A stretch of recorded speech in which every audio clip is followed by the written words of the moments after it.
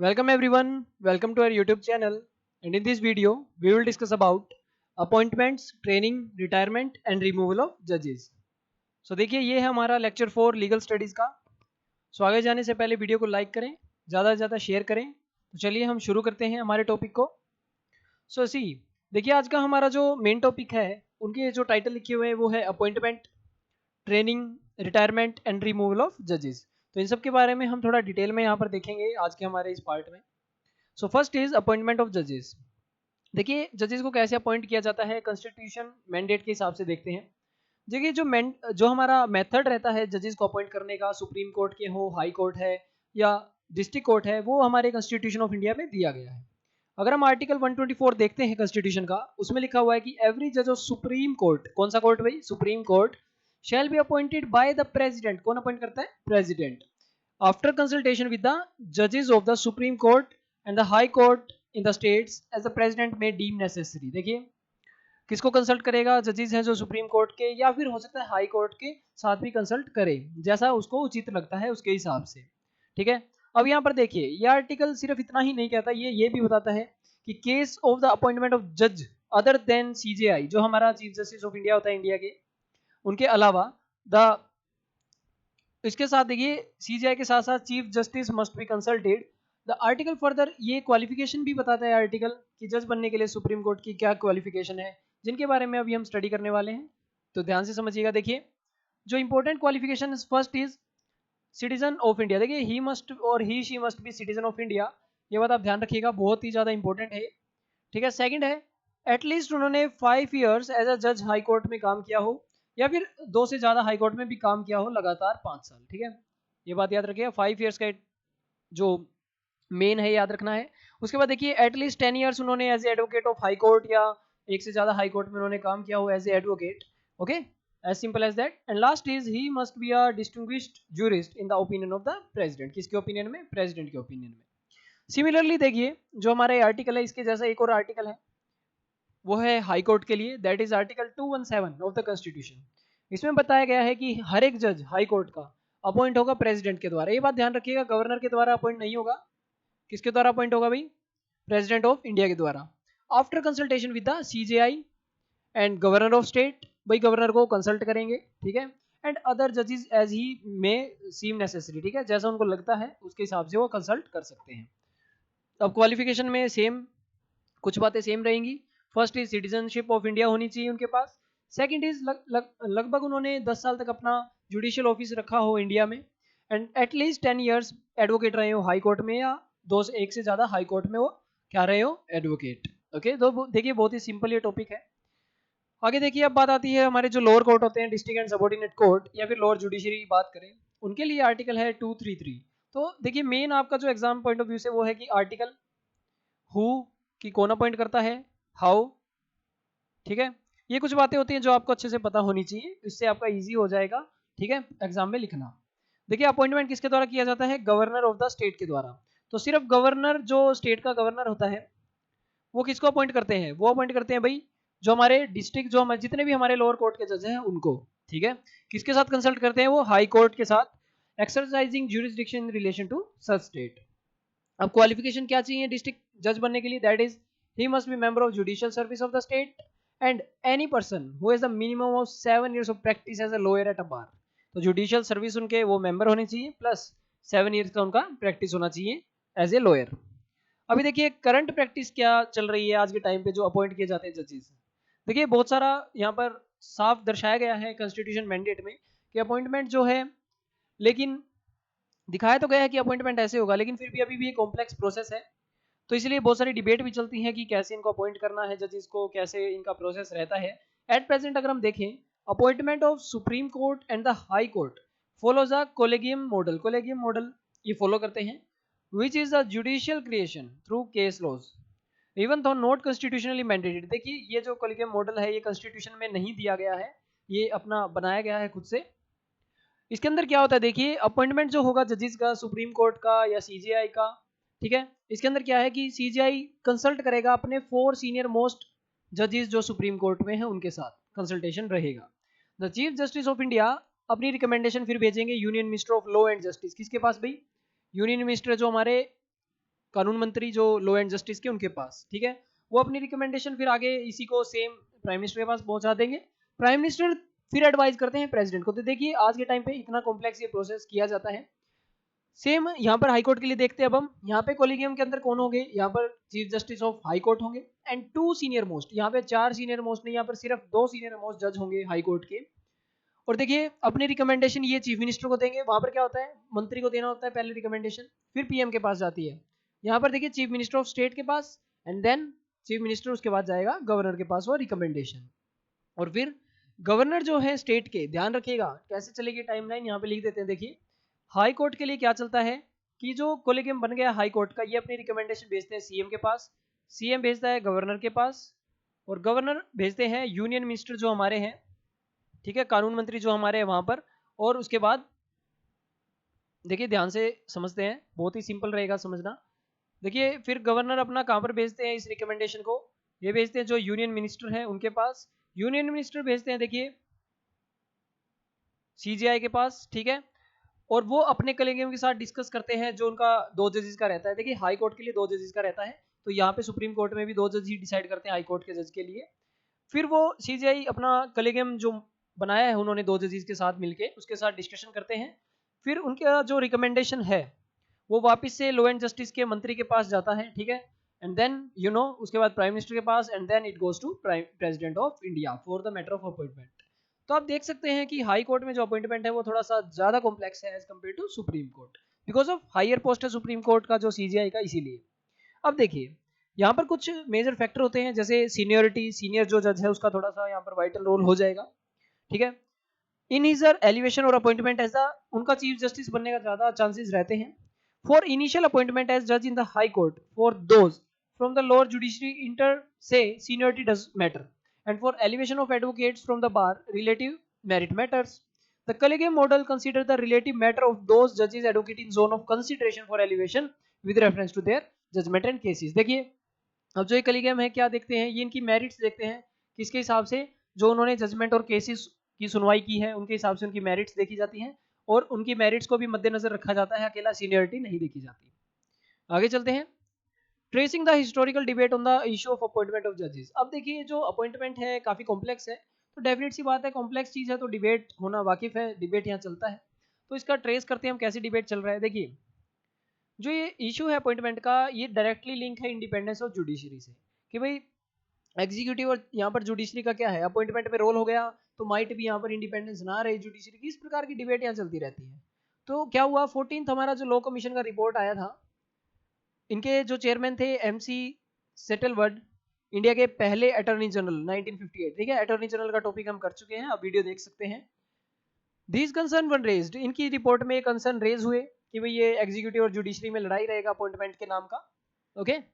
The commission, अब जो ये कमीशन का रिपोर्ट आया था इसने नोट डाउन किया कि अपॉइंटमेंट और रिजेक्शन ऑफ अपॉइंटमेंट ऑफ जजेस by the executive in contrary to what the judiciary suggested creating rather than awkward situation. देखिए क्या बता रहे हैं कि जुडिशरी ने मान लीजिए रिकमेंड कर दिया कि भाई इस व्यक्ति को आप चीफ जस्टिस ऑफ इंडिया बनाएंगे, इस प्रकार का कुछ रिकमेंडेशन आ गया, लेकिन एग्जीक्यूटिव को अपॉइंट करना और एग्जीक्यूटिव उनकी बात को नकार देते हैं और अपनी मर्जी से जो है क्या कर लेते हैं, अपॉइंट, ठीक है। तो यहाँ पे डेफिनेट सी बात है थोड़ी ऑकवर्ड सिचुएशन हो जाएगी। रिपोर्ट ने बहुत सारे यहाँ पर सेवरल अपॉइंटमेंट्स भी हाईलाइट की जो पॉलिटिकल, रीजनल या कम्युनल ग्राउंड्स पर की गई थी, ठीक है। And in which the fittest of the lot were never appointed, जो फिटेस्ट थे, जो व्यक्ति ज्यादा बेहतर थे, उनको अपॉइंट किया ही नहीं गया। कमीशन ने सजेस्ट किया कि थोड़ा सा जो ये प्रोसेस है इसको स्ट्रेंथन किया जाए, जो ये कंसल्टेशन का एग्जीक्यूटिव जुडिशरी में चलता है, इस प्रोसेस को अगर हम स्ट्रेंथन कर देंगे तो यहाँ पर टसल फ्री हो जाएगा। लेटर देखिए क्या होता है, 3 जुडिशियल डिसीजन लिए जाते हैं जिनको बोला जाता है 3 जजेस केसेस। ये बहुत इंपॉर्टेंट है आपके लीगल स्टडीज के पॉइंट ऑफ व्यू से, 3 जजेस केसेस, जिन्होंने थोड़ा सा मॉडर्न कलीगम सिस्टम ये बनाया है इन तीनों केसेस की वजह से। पहला केस होता है 1981 में, जो प्राइमेसी देता है एग्जीक्यूटिव को एंड स्टेट करता है कि सीजीआई की रिकमेंडेशन रिफ्यूज की जा सकती है, ठीक है। सिंपल सा डिसीजन दे दिया जाता है कि रिफ्यूज की जा सकती है। अब ये वास्ट पावर यहाँ पर किसको मिल जाती है, एग्जीक्यूटिव को, लगभग 12 साल तक, ठीक है, कि वो जुडिशियल अपॉइंटमेंट अपनी मर्जी से कर सकते हैं, रिजेक्ट कर सकते हैं जो भी यहाँ पर रिकमेंडेशन जा रही हैं। लेकिन उसके बाद देखिए 12 साल के बाद सेकंड जज केस होता है 1993 में। इसके अंदर बोला जाता है कि chief justice of India has primacy in the matter of appointment of supreme court and the high court. देखिए हाई कोर्ट सुप्रीम कोर्ट में जो अपॉइंटमेंट है उसमें सीजीआई की प्राइमेसी रहेगी एंड अपॉइंटमेंट जो कंफर्म होगा वो फाइनल ओपिनियन किसका होगा, चीफ जस्टिस ऑफ इंडिया का। ठीक है भाई, सो यहाँ पर ये बताया गया the executive element in the appointment process were reduced. अब देखिए एग्जीक्यूटिव का यहाँ पर रिडक्शन हो जाता है थोड़ा सा, बिल्कुल मिनिमम ही हो गया बिकॉज यहाँ पर final opinion chief justice of India का है। ठीक है, तो इसलिए पॉलिटिकल इन्फ्लुएंस भी खत्म हो गया। दिस डिसीजन रेंडर्ड बाय ये 9 जजेस बेंच ने इसका अपना डिसीजन दिया था। ठीक है, लेकिन इसके पास सपोर्ट था सिर्फ 5 का and the 4 did not support the majority. Okay, the year that followed thus witness some confusion. तो इसलिए देखिए बिल्कुल क्लोज ये बिल्कुल यहाँ पर केस सोल्व किया गया था 5/4 से, तो इसलिए यहाँ पर कंफ्यूजन रहा कई साल। ठीक है, अपना यूनिलेटरल अपॉइंटमेंट करते रहे and role of president was reduced. तो इस प्रकार से आप जानते हैं सेकंड जज केस ने यहाँ पर रोल ऑफ प्रेसिडेंट को रिड्यूस कर दिया था। लेकिन इसके बाद क्या होता है देखिए 1998 में the supreme court in a presidential reference 1998 advisory decision advice देने के लिए प्रेसिडेंट को emphasized upon the role of consultation and held that process of appointment of judges to the Supreme Court and High Court is an integrated participatory consultative process। इन्होंने साफ कहा 1998 में कि भाई जब ये एडवाइस कर रहे थे प्रेसिडेंट को इसी चीज के लिए अपॉइंटमेंट के लिए, तो इन्होंने बोला कि एक इंटीग्रेटेड पार्टिसिपेटरी होना चाहिए, मतलब सबका यहाँ पर पार्टिसिपेशन होना चाहिए। ठीक है, सो chief justice of India firms up his opinion after consultation with the plurality of जजेस। बहुत सारे जजेस के साथ मिलकर सीजीआई अपना रिकमेंडेशन देंगे, अकेले नहीं दे सकते। ठीक है, और जिसकी जो ये जो प्लूरलिटी ऑफ जजेस है ये बॉडी होगी किसकी, सीनियर जजेस की। So as stated before the collegium system is not constitutionally mandated. देखिए आपको पता है जो हमारा कॉलेजियम सिस्टम है वो कॉन्स्टिट्यूशन में नहीं दिया गया है, ये अपने आप से बनाया गया है, तो यहाँ पर थोड़ा सा चेंजेस हो सकते हैं। ठीक है, to remove this concern an amendment has to be proposed to the constitution where the president shall appoint the judges on the recommendation of judicial appointment commission। अब देखिए अब जो ये कंसर्न रहे थे कि भाई कौन होगा इनके अंदर जुडिशरी के जो ये ग्रुप बनाए हैं, तो इसके लिए इन्होंने बोला कि प्रेसिडेंट अब कॉन्स्टिट्यूशन के अंदर सबसे पहले तो अमेंडमेंट किया जाएगा, उसके बाद क्या होगा कि प्रेसिडेंट अपॉइंट करेंगे इन जजेस को किसके हिसाब से, JAC के हिसाब से, यानी जुडिशियल अपॉइंटमेंट्स कमीशन। जेएसी का एम था कि रिप्लेस करना इस कॉलेजियम सिस्टम को, जिसके अंदर मतलब क्या होगा कि जेएसी का कोई ये कमीशन बनाया जाएगा, इसके द्वारा रिकमेंडेशन के द्वारा ये अपने जजेस अपॉइंट होंगे। यानी कॉलेजियम सिस्टम जो बन गया था उसको हटाने के यहाँ पर बात चल रही थी। Commission as proposed will be chaired by, इसको चेयरमैन कौन होगा, सीजीआई और 2 सीनियर सुप्रीम कोर्ट के जजेस होंगे इसके अंदर। ठीक है, इस जेएसी के अंदर बिसाइड यूनियन लॉ मिनिस्टर होंगे, लॉ सेक्रेटरी होंगे और 2 एमिनेंट पर्सन जिनको नॉलेज होगा। ठीक है, जो कि अपॉइंट किए जाएंगे प्राइम मिनिस्टर के द्वारा, leader of opposition and chief justice of India के द्वारा, ये 2 पर्सन भी अपॉइंट किए जाएंगे। अब इस जो ये जेएसी है इसका बिल यहाँ पर इंट्रोड्यूस किया जाता है राज्यसभा में, कब भाई, अगस्त 2013 को। The bill if legislated will therefore a meaningful role to the executive and judiciary and seeks to broad base the appointment process. अब देखिए इससे अपॉइंटमेंट प्रोसेस जो है थोड़ा ब्रॉड हो जाता अगर ये पास होता। ठीक है, तो इसके अंदर देखिए क्या होता है, the composition and function of the JAC in the selection of जजेस would be incorporated in the constitution. अब जानते हैं अगर ये बिल पास हो गया तो इसकी सारी बातें कॉन्स्टिट्यूशन में बिल्कुल डेफिनेटली लिखी जाएंगी। ठीक है, and once this amendment has been debated and finds enough vote in the favour of the in the Indian parliament, और अगर इसके ऊपर इसको मेजोरिटी मिल जाती है इस बिल को, मींस ओवरऑल बात क्या है कि अगर ये बिल पास हो जाता है पार्लियामेंट में तो कॉन्स्टिट्यूशन में आ जाएगा, यानी जेएसी हो जाएगी परमानेंट।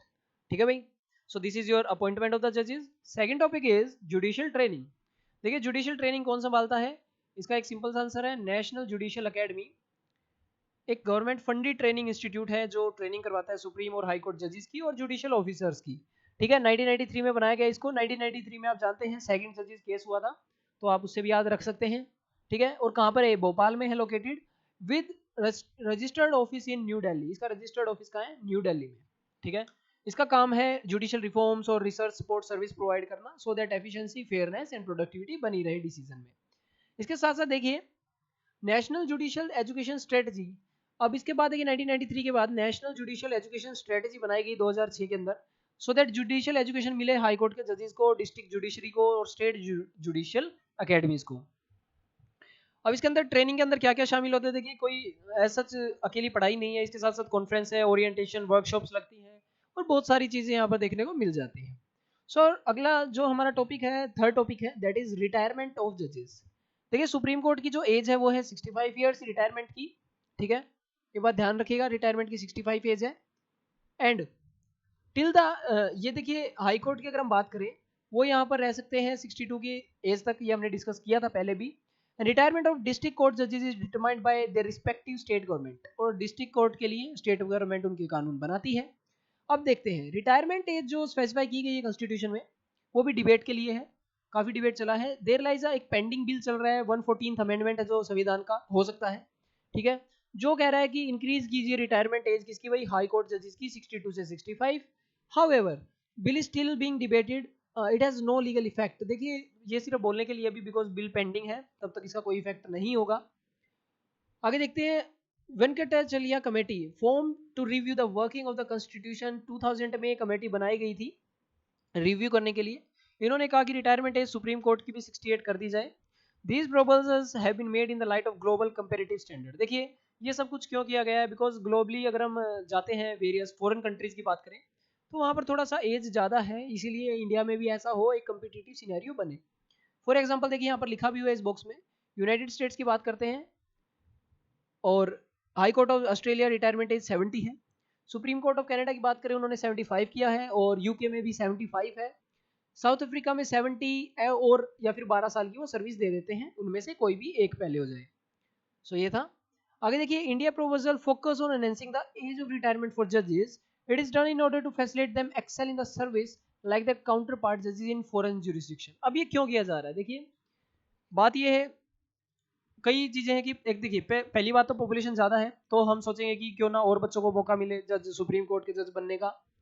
लेकिन ये इसलिए किया जा रहा है बिकॉज फॉरेन के जो ज्यूरिसडिक्शन है उनके साथ वो कम्पीट कर सके, या अपने काउंटर पार्ट के साथ कम्पीट कर सके, इसीलिए, ठीक है। फिर देखिए बहुत सारे सीनियर लॉयर हैं जो डिक्लाइन कर जाते हैं जजशिप, बिकॉज उनका एज 62 है, और अगर एज को इंक्रीज कर दिया जाए तो माइट भी बहुत ही कैपेबल जो लॉयर्स हैं, जो बहुत ही कैपेबल लोग हैं, उनको मौका मिल जाए यहाँ पर चीफ जस्टिस बनने का, ठीक है। यहाँ पर ये इंपॉर्टेंट बात है। आगे देखते हैं, further the relative early retirement age is often linked to the declining quality of judicial service and inability of जज to properly effectuate the stipulated judicial workload. Overall the proposals mention that such issues could be taken care if retirement age would be increased। देखिए काफी issues ये बताए गए हैं, अब इसको हम रीड कर चुके हैं। इनका सॉल्यूशन तभी है जब हम रिटायरमेंट जो एज है जज की, वो हम क्या कर दे भाई, इंक्रीज, तभी वो केसेस भी ज्यादा सोल्व कर पाएंगे और लैग जो चल रहा है वो दूर हो पाएगा, ठीक है। अगला है कि रिमूवल कैसे हो सकता है जजेस का। देखिए इनका जो रिमूवल का प्रोसेस है उसको बोला जाता है इम्पीचमेंट। क्या बोला जाता है भाई, ये बोला जाता है इम्पीचमेंट। ओके, ये बात ध्यान रखिएगा, इम्पीचमेंट इस प्रोसेस को बोलते हैं। प्रोसेस जो है सेम है दोनों के लिए, सुप्रीम कोर्ट के लिए और हाई कोर्ट के लिए, और कॉन्स्टिट्यूशन में दिया भी गया है, ठीक है। देखिए एक क्वेश्चन तो यहाँ ऐसे आ सकता है एग्जाम में कि कौन सी बात इनमें से कॉन्स्टिट्यूशन में दी गई है, तो आपको हर एक बात का ध्यान रखना है। ग्राउंड्स पे किस पे रिमूव हो सकता है कि मिसबिहेवियर है या इनकैपेसिटी, इन दो ही ग्राउंड्स पर उनको रिमूव कर सकते हैं, ठीक है। और इन जो ग्राउंड्स को बनाया गया था कब भाई, जजेस इंक्वायरी एक्ट आई थी 1986 में, तभी इनको बनाया गया था। अब ये इंक्वायरी जो की जाती है कि भाई ये मिसबिहेवियर है या इनकैपेसिटी है, किसके द्वारा की जाती है, इसके अंदर होते हैं 3 मेंबर, एक कमेटी बनाई जाती है जिसके अंदर होते हैं 3 मेंबर, ऑफ विच इन 3 में से देखिए टू आर द जजेस, एक होते हैं सुप्रीम कोर्ट से, ये बात ध्यान रखिएगा, एक कहाँ से होते हैं भाई, सुप्रीम कोर्ट से, and second is the CGI of high court. If the complaint is against the high court जज, अगर हाई कोर्ट के खिलाफ है कंप्लेंट, देन दोनों जजेस कहाँ से होंगे, सुप्रीम कोर्ट से, इस कमेटी के अंदर, ठीक है। बेस्ड ऑन द फाइंडिंग, देखिए अब इसका फाइंडिंग है, रिकमेंडेशन जो इम्पीच होने का है, जो चीफ जस्टिस ऑफ इंडिया ने कहा है प्रेसिडेंट को भेजेंगे वो, ठीक है। अगर उसको एक्सेप्ट कर लिया जाता है प्रेसिडेंट के द्वारा, तो हम इंट्रोड्यूस कर सकते हैं पार्लियामेंट में उसको, डिस्कशन बाय 100 एमपीज इन लोकसभा और 50 बाय इन राज्यसभा, ठीक है भाई। देखिए यहाँ पर ध्यान से समझिएगा इस बात को, ये बोल रहे हैं इन्होंने अगर फाइंडिंग्स निकाली कि हाँ ये मिसबिहेवियर है या फिर इनकैपेसिटी है, रिकमेंडेशन जाती है इम्पीच करने की, ठीक है, किसके द्वारा, चीफ जस्टिस ऑफ इंडिया के द्वारा, किसको, प्रेसिडेंट को। अगर एक्सेप्ट कर लिया जाता है, प्रोपोजल इम्पीचमेंट का इंट्रोड्यूस किया जा सकता है किसी भी हाउस में, जिसमें 100 तो मस्ट है लोकसभा में और 50 मेंबर मस्ट है राज्यसभा के अंदर। अब इसकी कॉपी दूसरे अपना कंसर्न जज के पास जाती है, जो जिसके खिलाफ ये चल रहा है केस, उसके पास जाती है इसकी copy, so that proceeding start उससे पहले रीड आउट कर सके। इम्पीचमेंट प्रोसेस किसके द्वारा गवर्न किया जाता है, आर्टिकल जो हमारा 124 पार्ट ऑफ द कॉन्स्टिट्यूशन के द्वारा गवर्न किया जाता है। मोशन जो इम्पीचमेंट का है इतना इजी नहीं है, इसको पास करने का देखिए यहाँ पर लिखा हुआ है 2/3 मेजोरिटी जितने प्रेजेंट है वहां पर उनमें से 2/3, एंड वोटिंग सेपरेटली होगा दोनों हाउसेज में, ठीक है। अगर 2/3 ये पास कर देते हैं, formal if the motion is passed, अब जो ये कंप्लीट मोशन पास हो चुका है इम्पीचमेंट का, देन अनाउंसमेंट की जाएगी प्रेसिडेंट ऑफ इंडिया के द्वारा कि यस इम्पीचमेंट हो गया है, ठीक है। तो इसलिए काफी लेंथी और कॉम्प्लेक्स ये प्रोसेस है। अगर हिस्ट्री ऑफ इंडिया की बात करें, एक ही बार सक्सेसफुल हो पाया है। Justice Sumitra Sen, chief justice of Calcutta high court, was impeached in 2011। Important question आ सकता है यहाँ पर, because misappropriation of funds यहाँ पर एक केस आया था। उसके पहले देखिए 1991 में इम्पीचमेंट प्रोसेस स्टार्ट किया गया था जस्टिस वी रामास्वामी के द्वारा, जो Punjab and Haryana high court के चीफ जस्टिस थे, बट सक्सीड नहीं हो पाया बिकॉज 2/3 वोटिंग से कम रह गया। As to the removal of जजेस इन द लोअर जुडिशरी, अगर लोअर जुडिशरी की बात करें, डिस्ट्रिक्ट जज है, एडिशनल डिस्ट्रिक्ट जज है, उनको रिमूव किया जा सकता है स्टेट गवर्नमेंट के द्वारा, अगर वो हाई कोर्ट से कंसल्ट कर लेते हैं डायरेक्टली, ठीक है। तो ये बात ध्यान रखिएगा, उनको यहाँ से रिमूव किया जा सकता है। Okay, so this is our lecture 4, जिसके अंदर हम पढ़े हैं कि इम्पीचमेंट कैसे होगा, अपॉइंटमेंट क्या है उनका, ट्रेनिंग वगैरह के बारे में हम पढ़ चुके हैं। सो अगले वीडियो में हम पढ़ेंगे हमारा अगला part, that is courts and judicial review, जो कि बहुत इंपॉर्टेंट टॉपिक है। सो यस, जाने से पहले वीडियो को लाइक करें एंड शेयर करें ज़्यादा से ज़्यादा। सो थैंक यू एवरीवन, मिलते हैं हम नेक्स्ट वीडियो में।